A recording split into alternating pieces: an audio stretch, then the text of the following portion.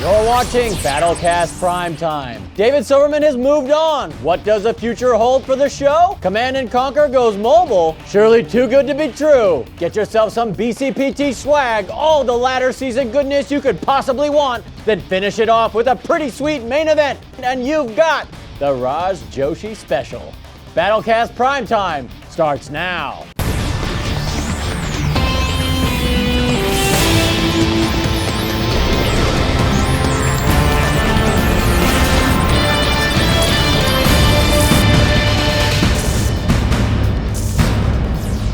You're logged in to BattleCast Primetime. I'm Raj Joshi. Wow, I finally got to do my own show open. But I gotta admit, my success is kind of bittersweet. Last episode was CNC TV creator David Silverman's last episode with us. David created BattleCast Primetime as well as BCPT Aftermath and Command School. He left a huge mark on all of the shows and honestly a ringing in our ears, but he will definitely be missed. Undoubtedly, with his departure, some things are gonna change. But here's what is constant. We're going to continue to bring you the best high-quality gameplay, insider access, and community information. That's right, this is still your show, and we're proud to have you with us. So, where do we go from here? I say we throw a party, right? Boom, boom! And what's a party without presents? To help us move forward, it's my pleasure to announce not one, not two, but 3 major fan contests. BattleCast Primetime and Twitter, together at last. Show us some love by following our latest tweets on Twitter. Each person who follows us will automatically be entered into a prize drawing. Not enough for you? Okay, how about Facebook, huh? Boom, boom! Become a fan of Command & Conquer on Facebook and comment on our wall for the chance to win cool BattleCast Primetime prizes. Still? You want more? Done! Fan art! Send us your original art, spoof videos, comics, hey, whatever! Depicting who or what should be right here in the co-commander's chair from now on.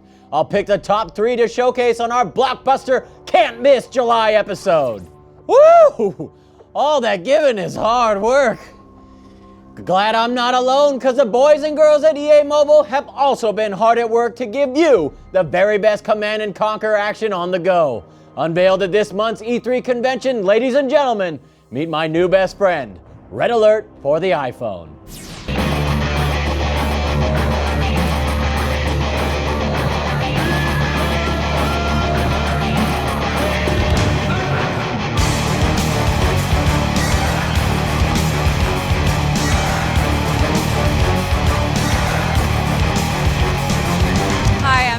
With EA Mobile. I'm here to show Command & Conquer Red Alert on the iPhone.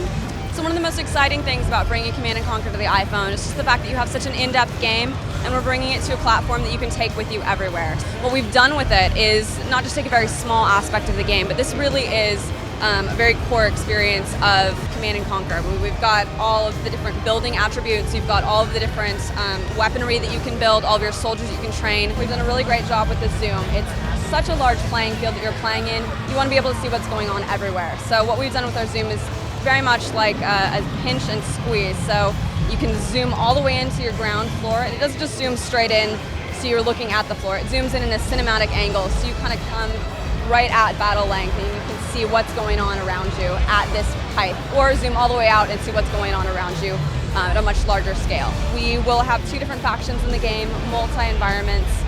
Each one of those factions will have their own legendary hero, so you will see Tanya and Natasha in the game. So that's Red Alert, and it's coming this fall, so look for it then. Back to you, Rush. Thanks a lot, Michelle. I actually had a chance to play at E3, and I can't wait to rock out Soviet style on my iPhone. Game looks really, really good.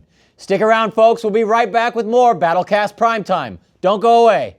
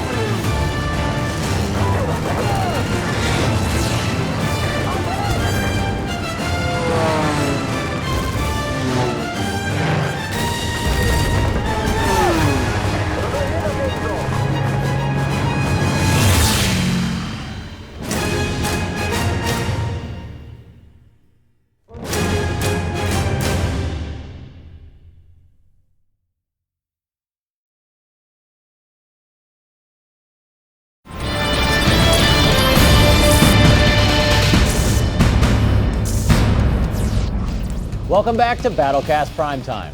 I'm Raj Joshi. Let's get right to the goods. Full of exciting Kane's Wrath and Red Alert 3 action from the first round of the ladder season tournament. Here's the BattleCast 10. It's #1 ladder season round 1 finalist Muto versus Zlex on Fire Island. Muto goes for the dojo core rush, but is countered by an infantry rush from Zlex. But one of his dojos gets through and the game is on. This high-level play is all about counters. Zlex goes to air, so Muto puts out strikers.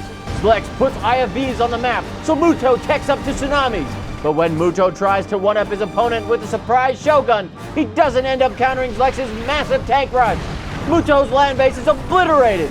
Can the #1 player come back from this? With brilliant micro and resource management, Muto uses his few remaining heroic Tengus to lock down the skies while he pushes out countless Shoguns. Good use of support powers and one heroic Shogun later, Zlex finds that he can run, but he can't hide from Muto's impressive comeback. 9. #2 seed Body, as the Marked of Kane, takes on #8 seed Best Friend Evers, OG Nod, in the Kane's Wrath ladder. Best Friend looks to have the advantage with some early Scorpion tanks, but it's an even match soon enough. Best Friend walks away with an early win, but he should really watch his back. Body's got avatars on the map. Backed by some Enlightened, they make easy work of Best Friend's unprotected base. Where are all those Scorpions? At Body's base, killing dudes. To make matters worse, the battle at Best Friend's eastern base is a bloodbath, and Body loses his avatars to a Redeemer. What's a Body to do? Get his Redeemer on the map, gosh darn it! It's an epic unit stalemate until Best Friend breaks through with some stealthy attack bites, wearing down the #2 seed until he just can't stand anymore. Add to that Best Friend's powerful follow-up force, and you can call this one a win for the underdog. 8. Back to RA3. It's S-Boy versus #5 seed Matisse in this Soviet mirror match on Snowplow. Matisse starts with an aggressive rush of the map, and S-Boy counters with a strange rush of his own, checking up to tier 3 at his base while he sells his MCV to capture Matisse's Western Oil Derrick. Will this sacrifice pay off? It will if Natasha has anything to say about it. She takes out structure after structure before escaping in her twin blade, distracting Matisse long enough to get an APOC tank to the south of the map to deal with the enemy MCV and settle the terms. Both players mass up huge armies, but S-Boy's tier 3 copter drops are just too much for Matisse to handle. To cap it off, Natasha snipes a pilot out of the second MCV, steals a con yard, and builds her own naval yard. Matisse manages to get it back with some clever engineer micro, but the damage is done, folks. S-Boy walks with an upset, and Matisse hangs his head in shame. 7. #3 seed D-Jackal takes on Insanity on Tournament Rift for a lesson in efficiency. Both players go for that central tib field, but Jackal wins out with some great base defenses and Predator tanks. But he's not about to rest on his laurels, oh no! Seeing that Insanity is heading south, he sends an APC swarm to clear out the remaining infantry. Once that's done, Jackal takes his 2 armies and combines them to create a super armada of vehicle power, obliterating the remaining opposition. A simple but completely effective win by Jackal to prove he's worthy of that top 3 spot on the ladder. 6. 6th seeded I Am Dynamic and A Boomx give a little lesson in air combat on Cabana Republic. Each player goes to air early. Dynamic takes strikers while Boom counters with MiGs. That's a recipe for a stalemate, so Boom adds twin blades to his strike force and Dynamic counters with Tengus. Tired of losing all his MiGs to the overwhelming Tengu force, Boom puts the big guns into play, knocking out a Kirov to obliterate Dynamic's forward base. But air is still full of Tengus, and it's back to the drawing board for Boom. And to make matters worse, Dynamic is rolling with 3 heroic strikers. Boom's MTV is gone before he knows it. Can he knock those birds out of the sky? Yes, he can! A nice twin blade MiG combo rounds out the match, and Dynamic sells his starting base to end the match. Boom boom, baby! 5. #5 seed Technique takes on Face Me in an epic Kane's Wrath clash. Technique leads with marauding APCs, but time and time again watches his line break against Face Me's Cultist Gunwalker combo. While he's distracted across the map, Face sends in a few Devastator warships to the enemy base, but there's plenty of infantry waiting to knock those monsters out of the air. Technique invests in even more infantry, but watches them fry under the mothership's powerful cannon. With only his topmost base left, Technique sticks to his guns and gets out even more infantry, which turns out to be the perfect strat. Space walks an Eradicator Hexapod right up to his front door. Knock knock, who's there? Boom boom, baby! Destroying the only hope Base had left, Technique is able to walk his infantry army right into Base's base uncontested, and that spells the end to his back and forth brawl. 4. I Am Dynamic returns to duke it out with number 4 seed and former main event champion, Nuke Strike, on Infinity Isle. In classic fashion, both players move their MCVs to the central ridge and work on amassing huge armies. But Dynamic grabs the upper hand with a quick Cryocopter Vindicator combo. That's a serious resource deficit that Nuke is going to have to make up, and Dynamic uses the time to rush sentries to the sky. But what's this? Nuke Strike's got Natasha ready to attack. Does Dynamic have an answer? Yes! Tanya from the sky! Natasha does her own base ownage, but the writing's on the wall for resourceless Nuke Strike, and it's time for his final push. But infantry just can't stand up to the might of Dynamic's Tier 3 allied ground game, and the 6 seed upsets the 4 seed in this carefully played match. 3. Back to Kane's Wrath, it's number 4 seed Aeonian versus Jigsaw for control of Small Town USA. Both players strike early, Aeonian obliterating Jigsaw's starting base with 2 Devourers backed by Corruptors, while Jigsaw clears the south and hides his MCV away. Both players build new bases on the opposite sides, while Aeonian sticks to his Devourer-Corruptor combo to raid outlying structures. But Jigsaw's got a powerful force of Predators, and has birds in the air to boot. With no defense against airships, Aeonian knows he's made a costly mistake, and it's GG for the number 4 player. 2. It's number 3 RA3 seed Best Friend Ever versus Technique in our last RA3 match of the month. Best Friend opens strong with Cryo Vindicator rushes, even forcing an early sell-off of Technique's MCV. Next, he grabs control of the skies with an entire airfield expansion of Apollos. Thinking fast, Technique pumps out a combo of Bullfrogs and Twin Blades to counter.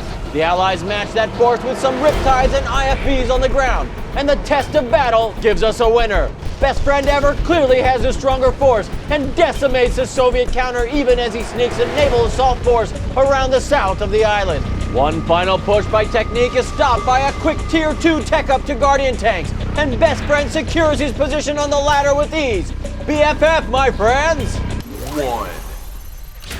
Our number 1 match on the Kane's Wrath ladder falls down between number 4 seed Aeonian and number 6 seed RA3.CN, and gives us an excellent example of the power of the Reaper 17 subfaction.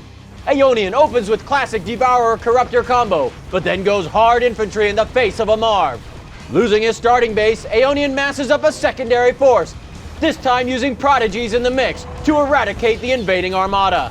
This buys him enough time to bring out the really big guns, warping in an Eradicator Hexapod. And here's where Aeonian really shines. 2 Corruptors repair the Hexapod as it almost single-handedly walks through RA3.CN's entire base, destroying structure after structure. Flanked from the side by Reaper infantry and from the south by the heroic Hexapod, RA3.CN cedes the match to the higher seed, and it's GG on Small Town USA. And that's your 10 for this month. The 10. Brought to you by Logitech. Introducing the Logitech Harmony Remote for PlayStation 3. In an effort to reform my sometimes immature, biting sense of humor, I've decided that no longer will I make fun of Aaron Apoc Kaufman for his diminutive stature. To avoid temptation entirely, I have recast Apoc's Corner entirely. Say hello to Tupac in his brand new community corner.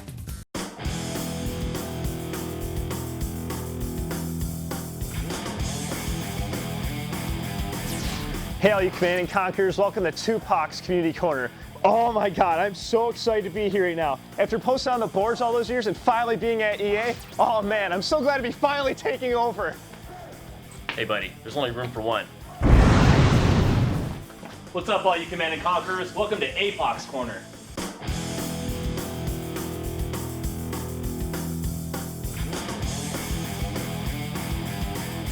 Ladder Season 3 is on, and it is heating up, Commanders. I'd like to congratulate our first top 8, and I'd also like to give a special congratulations to Best Friend Ever and I Am Dynamic for qualifying in both the Red Alert 3 and Kane's Wrath 1v1 ladder. Qualification round 2 is about to come to a close with our new top 8 set to be introduced at the end of this month. So get on those 1v1 ladders for Kane's Wrath and Red Alert 3. And ladies and gentlemen, I am proud to announce that not only will the Grand Championship be played live in Cologne, Germany, but it will be played at a special worldwide mega community event, the first time in CNC history, called CommandCom. Now, there's a lot of top secret details I can't tell you about this event yet, but what I can tell you is a number of select fan sites around the world will be offering up contests for a chance for you to win an invitation to CommandCom. So I graduated high school the same year these guys opened up their doors. That's right, ladies and gentlemen, we're celebrating the 10th anniversary of one of the most infamous CNC fan sites on the block, PlanetCNC.com. Now, in my 4.5 years as your CNC community manager, I haven't seen too many fan sites go as far as these guys do with their passion, their enthusiasm, their amazing content. So I'd like to give a special congratulations to Dario, Hexetic, Steppo, and Ryan. Keep up the awesome work, guys, and go visit PlanetCNC.com right now. Happy 10th anniversary. They claim it's not a true remake of the Westwood Classic, but ladies and gentlemen, after you spend some time looking at their amazing concept art models and in-game footage, you'll learn to love Dune Evolution, a total conversion for Command & Conquer 3 Tiberium Wars. There is far too much universe and gameplay detail to go into, but rest assured this mod will take you faithfully back to planet Arrakis, where the team will attempt to slightly touch the great sci-fi masterpiece of Frank Herbert. If their mod plays as good as it looks right now, we're going to be in for a real treat, Commanders. Keep up the great work, guys. We'll be watching you. And for my final call, every so often in the Command & Conquer community, there's a fan-made map that stands above the rest, whether it's for its ingenious multiplayer design or brilliant scripting. Well, I'm proud to showcase to you a true genius map for Red Alert 3, and it's a remake of a true classic. It's Operation Lone Guardian for Red Alert 2. This first campaign mission for the Allies in Red Alert 2 has been remastered and remade down to the very last detail by user DKY.TheKing for Red Alert 3. This map is an absolute gem. Hit up our official CNC site for download info and get your Operation Lone Guardian on. All right, guys, well, that's all for this time around. If you want to get your community content or fan site or anything featured right here on APOC's Corner, please submit it to me at apoc@ea.com. Be nice to my email box, please. That's all I got for you guys. See you next time. Back to you, Raj. Well played, Kaufman. Well played indeed. No offense in replacing you. I was just trying to grow as a person. That's difficult, as I'm sure you're well aware. See there, I did it again. You just can't win. Blue Alert 3 knows all about that feeling after last month's main event match. Oh no, let's bring in Professor Greg Kasavin to give us a Command School expert breakdown of that match. Greg, debrief me. Welcome to Command School. I'm Greg Kasavin. Every month I'll be breaking down the main event from our last episode to show you some strats and pro tips you might have missed. This month we're looking at Blue Alert 3's loss to Whale Corps on Fire Island. This was a good match and a solid win by Whale Corps. I bet against him, but his victory was decisive. He out-macroed and out-microed his opponent. The decisive moment came when Whale Corps intercepted Blue Alert's Tanya drop. If Tanya got behind Whale Corps' lines, things probably would have ended a lot differently because Whale Corps' base was very lightly defended. Whale Corps did a great job microing a powerful mixed group of forces. His tsunami tanks did a fine job of screening for his army of tank busters, and he did a lot of damage with just a few Wave Force artillery units. So what can we learn from all this? Blue Alert 3 went for the Hail Mary with the Tanya drop, which can be a devastating tactic. But he probably should have taken a roundabout path with his Sentry Bomber to stand a lower chance of getting jumped by opposing forces. Also, I think he gave up on that strategy after it failed, but he probably could have taken another stab at it and taken Whale Corps by surprise. Blue Alert 3 was also a little careless with his infantry and lost a lot of them early on to crushing units. If he scattered his forces more often, he could have conserved his infantry and potentially taken the upper hand earlier.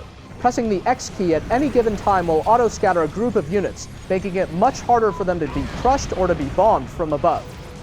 The last thing we can learn is from Whale Corps, and that's to not be afraid to tech up.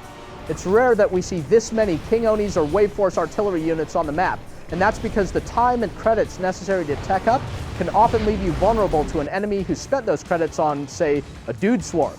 But having those big guns on the map pays huge dividends. Don't keep throwing Tengus at an enemy that's built a dozen flak turrets, instead just snipe them from afar with a single Wave Force unit. And that's it for Command School. Back to you, Raj. Thanks, Greg. Don't go away, sports fans. The main event match is coming up when we return on BattleCast Primetime.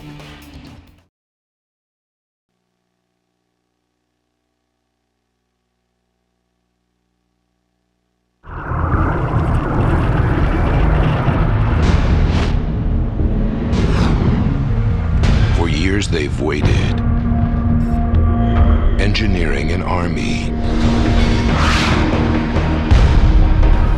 and waiting for the day. Mars supplied some of our best weapons in the past. We can't let all that tech get in the hands of the bad guys. To launch their attack. The missiles are being prepped for launch.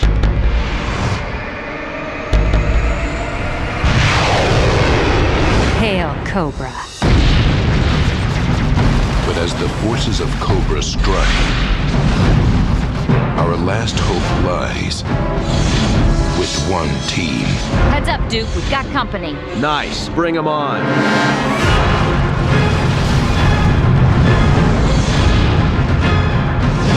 Well, look at you. Still alive. Let's see what we can do about that.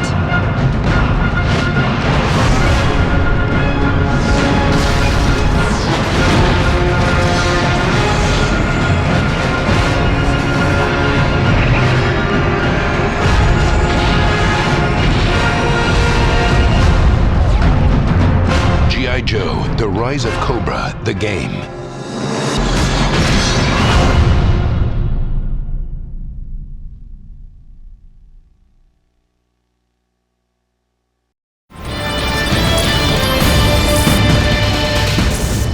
Tonight on the main event, competitors A. Molly and A. Dwelf enter the arena to battle it out. Which one survives? We find out now. This is the main event. Welcome to the main event. I'm here with a very dapper-looking Jeremy Feasel. You know him as BattleCast Primetime's featured commentator to break down this month's main event action for you. Welcome, Jeremy. Thanks, Raj. It's great to be here, filling in for the enormous shoes of David Silverman. I'll just have to yell louder at the camera. That's right. We will make up for everything with volume. So let's get right into it. Today we have an interesting matchup because these two players are used to playing on a team with each other, so they're probably familiar with each other's strategy. Maybe a little insight, Jeremy? So both these players are on the EVGA team. They're both very high-level allied players. What we're going to be seeing here is sort of traditional allied play on industrial strength. We're going to be seeing a lot of probably peacekeepers and infantry switch to an air strategy, and then who knows in the end game. The allies have a lot of different options that they can go to. We might see Tanya come out of a sentry bomber. We might see some Navy forces go around the outside and pick off some main base structures from the back. We'll just have to wait and see when we get to the match. All right, very interesting. We are allies on allies. Now let's get a professional opinion and bring back the professor. Greg Kasabin, would you be so kind as to give us your command school keys to victory? Thanks, Raj. In short, my money's on Male for this one. He's very unpredictable, willing to take some crazy risks during battle, and keeps fighting to the bitter end. Dwelf seems like he'll put up a hell of a fight, though. This should be a good Allies mirror match. Watch the skies when playing against Dwelf, because his Vindicators are going to punish your economy and defenses quickly and often.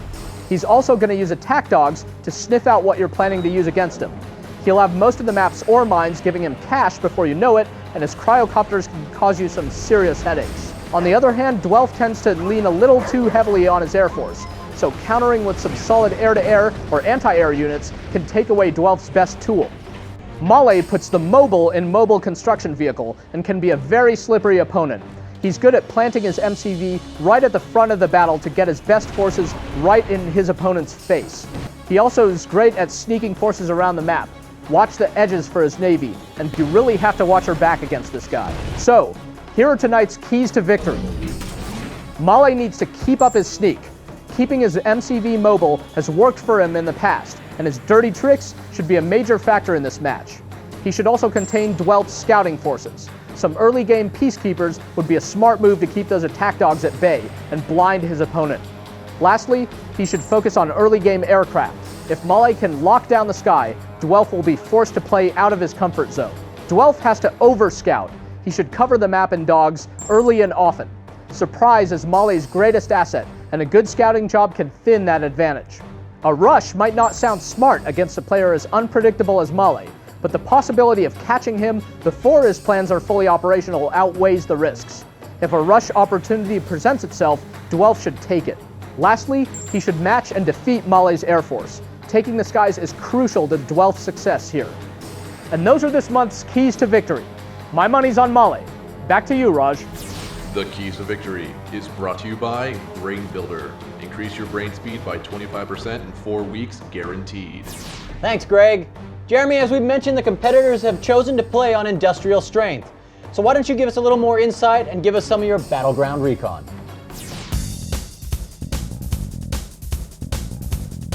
Industrial Strength is a symmetrical 1v1 map set on a commercially owned island. Both player start locations are ringed by mountainsides, allowing for sneaky cliffside assaults and providing 2 choke points into the player's main bases.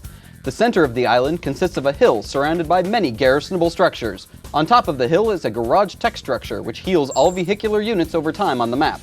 Players will want to expand first to the single ore node outside of their main base, then move into the water to gain 2 additional ore nodes once they're safe from amphibious harassment.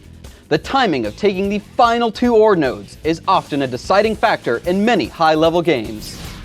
So Jeremy, big question. Who's going to pull off the victory here? Who is your pick of the match? You know, Raj, I'm really going to have to give it to Dwelf on this one. He's very consistent. He has shown himself to be a top 10 player again and again, even a top number 1 player. He's really shown that he has a very strong grasp of our metagame and the game in general. I think we're going to see a victory from Dwelf.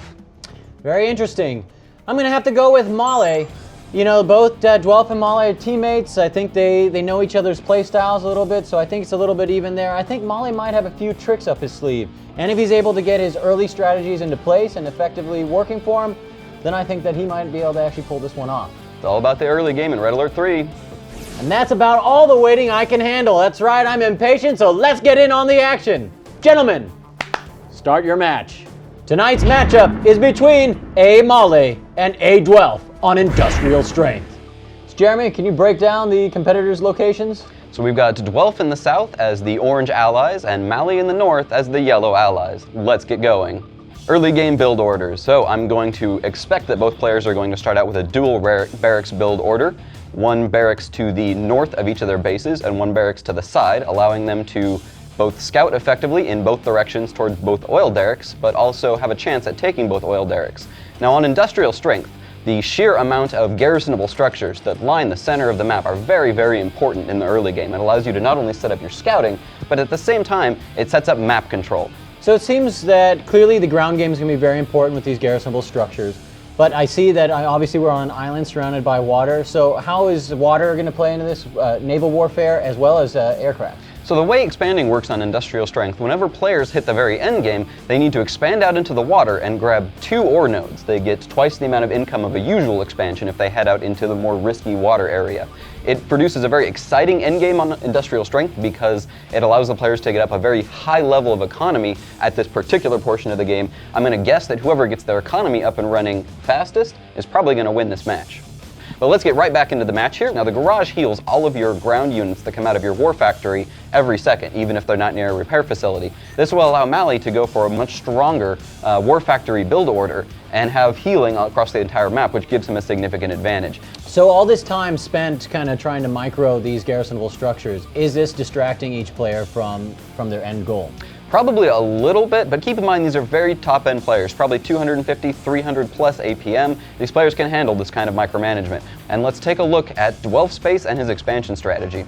It's looking like he's already sent out into the water. He's already going to be building up at both of these ore nodes out in the water, and he's already gone for airfield. Yep. He probably saw, using those peacekeepers in the upper left side of the map, that Male had got his war factory up early, decided not to go for the war factory war. Instead, he's going to go for the airfield first, and this is going to force Male to either go for airfield himself or build IFVs, which are pretty weak on land. Now is Male, is he building up air units as well? He's built up a couple of riptides. He's probably going to try to sneak those around the side of the map in order to backside attack Dwelf's 2 refineries, which he has undoubtedly scouted already. But he has no air force to speak of, and in fact, Dwelf has been able to see his riptides. You can see these 2 Vindicators coming in directly on target at those riptides, and there goes one of them. There's just absolutely nothing these riptides can do. They're not going to be able to make it across the map fast enough. They're probably just going to die. Is it that Dwelf has eyes in the back of his head, or that they know each other's strategies? Because it feels very one-sided at this point. I think probably a little bit of both. Really the key element here is that Dwelf went for the airfield and the dual water expansion, which just allowed him to get his economy up so quickly. He's got his own war factory up. there was a certain element of timing there, where he was putting up this ore node that you see right below you there, and the two out in the water, where he had almost nothing. And if Mally would have used a timing attack right then, he probably could have done a lot of damage, but as is, he's really forced to go defensive, and he's just trying to take out targets of opportunity at this point. I mean, he's taking out the garage in the middle, which Dwelf re-stole from him, but it doesn't really even matter at this point because Dwelf has such a stronger economy. If Mally doesn't get that there into the water pretty quickly, Dwelf can literally just pump out units and then attack move through his base. So you can see that Mally has a pretty significant tech disadvantage at this point. He's got a Sentry Bomber with a Tanya coming his way, as well as a very strong attack force, including Mirage tanks and a couple of different Guardian tanks in secondary, which are going to massively increase the damage. He's got to retreat. If he can take out this huge, very expensive force that's coming at him, he might have a chance, but it looks like he just wasn't prepared for this Tanya drop. That Tanya's going to get inside of that MCV. Goodbye to all of your building plans. And even if this army does manage to take out this Tanya, ooh, nice micro from Dwelf right there. He's literally spending all of his army time attacking this Tanya, while meanwhile behind him he's just getting absolutely decimated by Mirage tanks and Guardian tanks. Whoa, and it looks like it's GG for Mally. Greg Kasavin's lucky he's got tenure. Well, that seems to wrap it up. Mally couldn't really pull it out. You know, Greg Kasavin and I were pulling for Mally, but Dwelf clearly had the upper hand on this one. And, you know, Molly's fast war factory seemed to turn into kind of a peace factory. He didn't really do anything and got pieced out on that one. Yep. I mean, that was probably the most important and most interesting part of the game, is that Mally went for this strong early war factory. It gave him a very significant advantage if he would have used the advantage, but as we saw, he kept all of his forces back at his base. He just allowed Dwelf to out-expand him across almost the entire map. That cost him the game. What are you calling as your play of the match? I'm going to have to go with Dwelf's Peacekeeper micro. Throughout the early portion of the game, he was able to hold both the left and right lanes on the map simultaneously. This kept not only Mally pinned, but also kept all of his attention on attacking those Peacekeepers, while Dwelf was able to expand uncontested across the map. Well, there you have it. That's all the time we have for this month. Hop on over to www.commandandconquer.com and tell us what you think by filling out our monthly BattleCast Primetime survey. The show is constantly changing based on your feedback, so keep it coming. As always, don't forget to BattleCast your CNC3, Kane's Wrath, or RA3 match for a shot to be featured here on BattleCast Primetime. For Aaron Kaufman, Greg Kasavin, and Jeremy Fiesel, I'm Raj Joshi signing off. We'll see you on the battlefield.